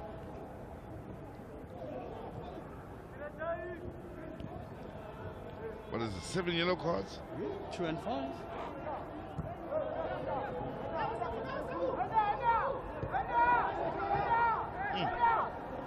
Pressure in the middle of the park still.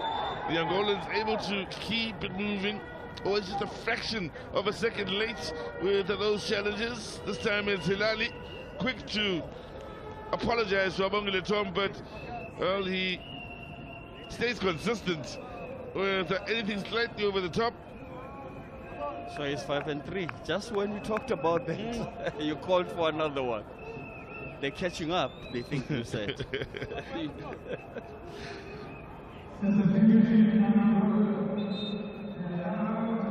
Pedro is in pain. Here's another man that's ahead of the tournament.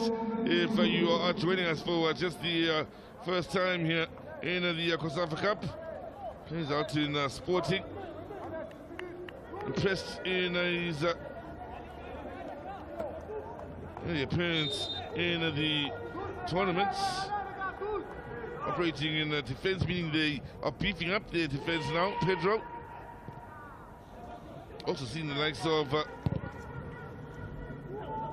Medicine, who's coming off the bench. He's operating out wide on the near side. The gentleman in the dreadlocks. Also featured early on in the tournament. When he has played, he's been impressive. Pedro, when he has played, also showing their depth in this tournament, has been impressive. Great. The fact that Kiliano, the goal scorer, has also won the captain's armband, can be substituted in a couple of games in a row when things are tight, tells you that they've got depth. Now, good hard running on this near side. I was talking about the defender on the near side, and he looked for just a moment as though he was being skinned and in trouble against the ever busy Kasim. Kasim really deserves this because he has always been a nuisance. When he gets the ball, he goes into the box, and there he was impeded. Look most likely to make something happen. Kasim is one on the penalty here. Langanga will battle against Georgia, the captain. Looking for the interesting ending to this match.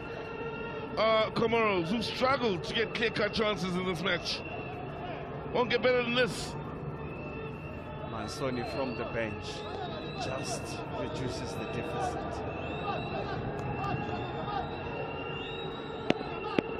Langanga only has eyes for the ball. Among the Tom making sure everybody is where they should be. All the while, the wait continues for Georgia. Comoros need to pull one back. Comoros do pull one back. 6 minutes remaining of the 90. It's Georgia after, well, the most impressive player of the day, Karim. Kept going, kept trying to make things happen. And in the end, on the penalty here, that's given them, well, a slight light at the end of what has been a long, dark tunnel. It's really been a long, dark tunnel, and Yusuf, captain, just took that one with a lot of confidence. He did exactly what a captain is expected to do, lead the team to the day of lightness. Immediately looking to recover the ball, get it back to the halfway line. Let's get started and let's go at it, gentlemen.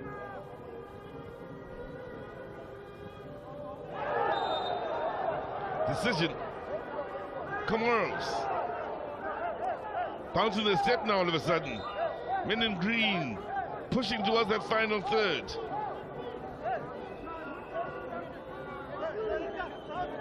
They want him to be responsible about this. Yes, push it into that box or the edge of the box, but give them a chance to compete. Don't overcook it. There you go.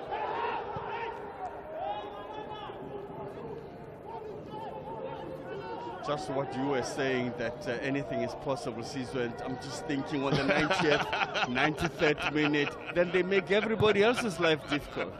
The planning and everything. I told you, it's Angola, you never know. See them give up a 4-0 scoreline at home in an AFCON in an opening game, so.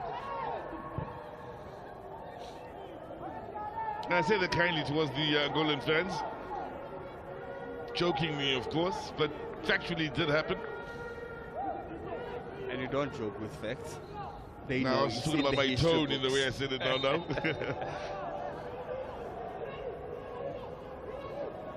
There you have it. Bit of drama late in the day here. Kept trying, Comoros. Struggling to find the openings, but kept going at it and trying to keep that defense honest.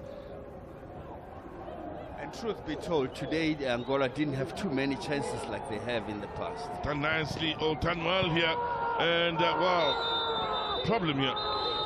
Big problem for Anzimati. Yellow card for Depu. We know he's a nice guy. He will apologize wholeheartedly. We've seen it earlier. But coming together, I was on the ball then. And Angola Tom did a good job of spotting this. Could so easily have kept his eye on the ball as it was coming in from the far side and missed what was happening in the middle of the box then. That's Marty. What could have happened there? Caught him on the wrist or somewhere. Pedro on the far side. He's got his eye on the ball. On his and hand. he steps on his hand, which is on the ground then. It's a little unlucky. Just the reaction from Anzimati. If you didn't see it, you'd think there was something malicious there. He wasn't looking at Anzimati. So the reaction from Anzimati, which is genuine in itself, is what I think ended up with the yellow card rather than his action. Not to say his action didn't play a part in it, but clearly no malice in that, I believe. Normally when a situation is like that, you see an opponent is down, you jump him. See, so when you are a striker, you just jump. But he kept running. He was looking at the ball. That ball was going nowhere. It was dead already. It Eye on the prize, it was a corner that wasn't to be. Well, Wow. VAR enters the fray late in the day. Could have jumped. Hey, Is he looking down or up? that ball is dead. Look at where he's looking. He's looking at the ball, but he knew where the hand was. So, decision to be made here by Leticia Viana of Eswatini and Ahmad Rao of Mauritius. On the wrist. Now, Depo is looking at a situation where he may not make the final. Possible. Because he has to look at that. He's looking at the ball, and the ball has long been covered. That's when he could have stopped, and then he comes. How unfortunate for him that the keeper's hand is on the ground. The ball is nowhere near them. What are the chances the keeper's hand could be on the ground? Those are the decisions you have to think about. And then that's when the VAR team will say, yeah, where was the ball? Nowhere near the ball. But then, I wonder if they look at the taking his point time. that you made, Sizwe, that his eyes were just on the ball. Taking his time about this, and so he should. It's a big decision here. Huge decision. Is there any malice in that? Not at all. It wasn't deliberate.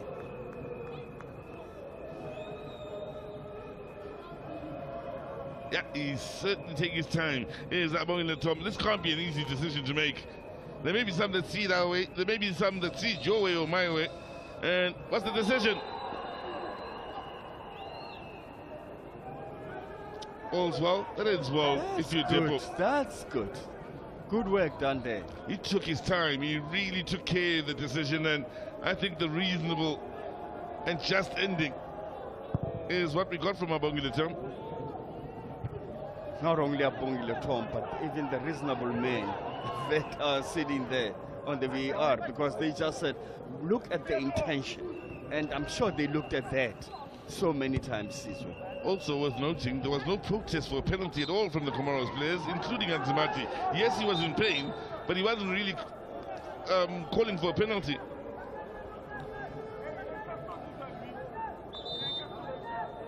Oh, Depo again. Minutes remaining here.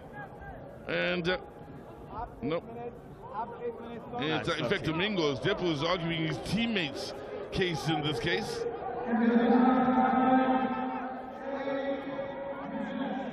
Into time added on. 8 minutes, 2.5 of which, or 2 minutes of which are taken by that VAR. From the training grounds, and it goes horribly wrong. 8 minutes is a lot for Comoros to believe in themselves and try to get one back. You can just stretch them and work it back into the box, and in the end, we see a rare mistake from Joja.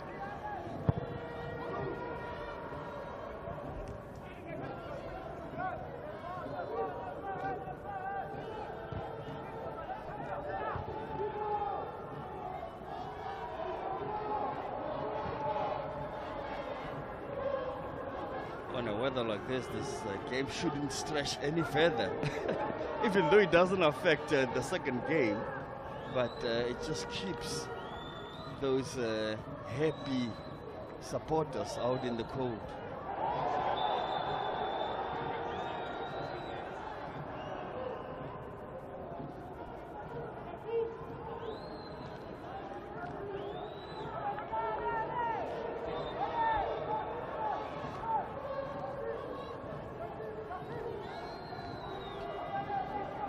Don't be in a hurry with these set pieces.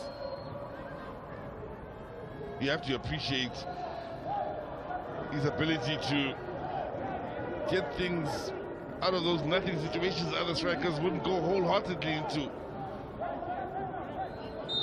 But then he's got to be careful and wait for the final, because that's when he'll be settled. For now, he can't put his foot wrong. That's depth. Keeping in mind, if Comoros do find the defender turning, pull in and cross some shots. Ooh, defender was really done in then by Pedro. But if Comoros find the back of the net, straight penalty shootout, Max Mapayani. So whilst he's on a yellow card, straight penalty shootout. But interesting is that they don't want to go that route. Saying he's on a yellow card and they're running the risk. You might be thinking, why not substitute him? You have to think about the penalty shootout in case it happens.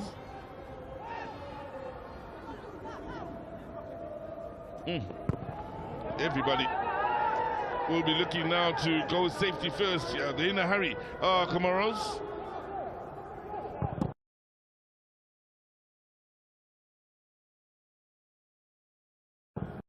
Defend this last 5 minutes of the 8 minutes at a time.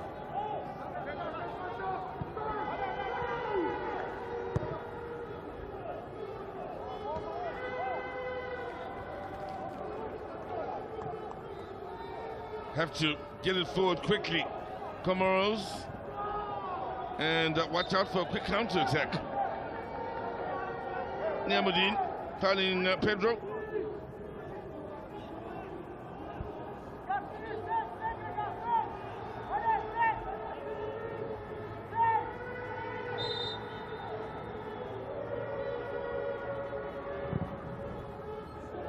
Long ball angled in now towards Maestro. That's the initial task working to try and keep it alive. He's done a good job at that.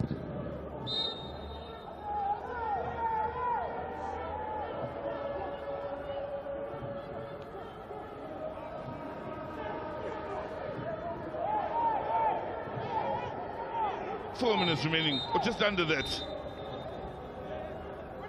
Waiting to see if they'll be facing the winner of Mozambique and Namibia are the Angolan supporters. Just need their side to hold on for close to 3.5 minutes now.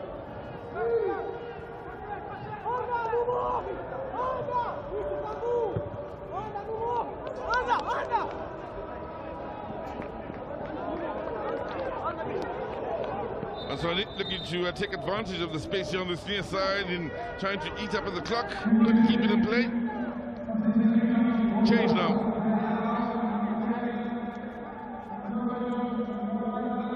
And wow, they will now start to take out some of their stars here, and it's Maestro that makes way. Coming on in his place is Kasim.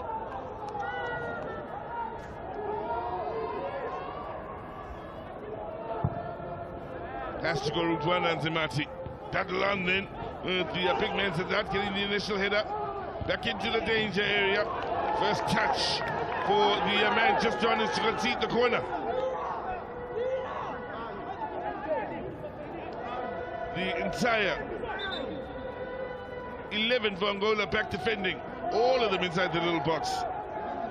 Only 3, make that 4 for Comoros that aren't in that box. Oh, post.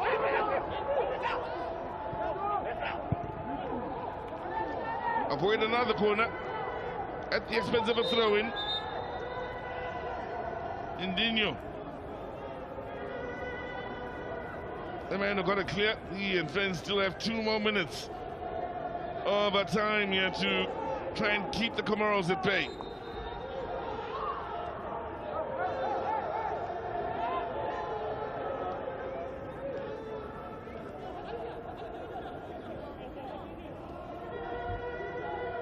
Kasim is the reason Angola hasn't got the game moving just yet. Shoelace is done.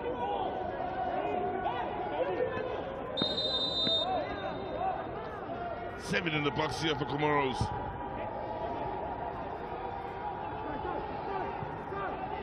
Chance to get the cross in. Come a long way, Langanga, and done the job perfectly. Being told to get up by Bongile Tom. He, I believe, doesn't think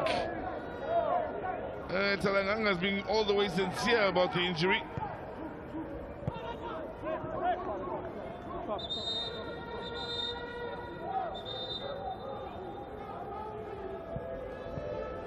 Into the last of 8 minutes added on.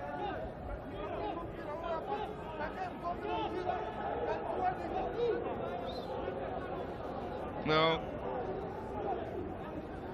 writing very much on the wall here for Amara Jambe, the man from France. Should be more than proud of his Comoros side and the way they've competed, not just in this match but throughout the tournament. They've certainly given this 2024 Hollywood Bets COSAFA Cup a real shock to the system. For how bravely they've competed. And for Pedro Gonçalves as well, he's Angola's side here. Getting through yet another tough hurdle on the way to being amongst the last standing on the final day.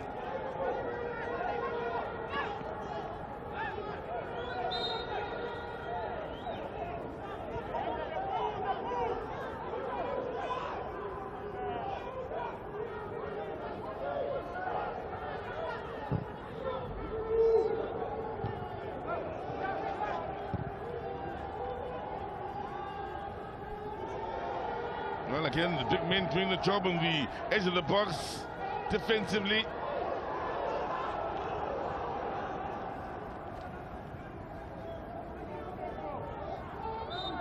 Comoros given the decision here, they'll be in a hurry to get their big men forward, take the set piece quickly. One by Zamir. Could be the very last attack of the day here after Pedro committed the foul.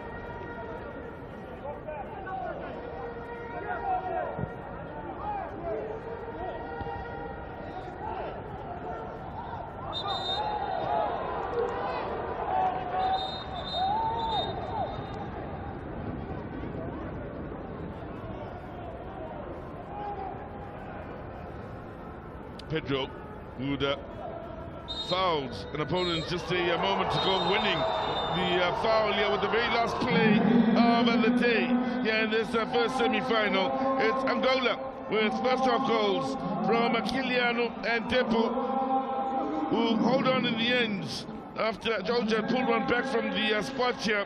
And for Comoros, well, disappointment in not making the final, but they've made history nonetheless by reaching their first semi-final in the history of the Hollywood Bets COSAFA Cup.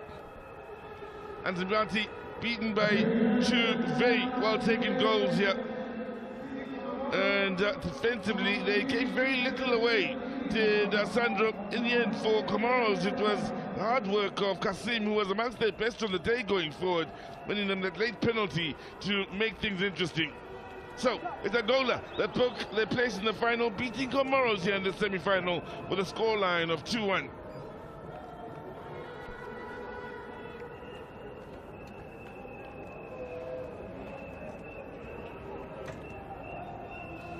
Well, Comoros finished the game well in applying pressure, and in the end, the goal attempts and shots on target were improved enough to have the same number as Angola. Angola created very little, it need be said, in the second half in trying to add to those 3 shots on target. Still getting slightly more of the ball here, and at 10 yellow cards it was on the day in what was a very physical game between these two sides. More of the Angolans picking up yellow cards at one point. It looked as though Depu could very well walk with VAR coming into the fray late in the game, and Abongile Tom deciding that his challenge, well, didn't warrant a red.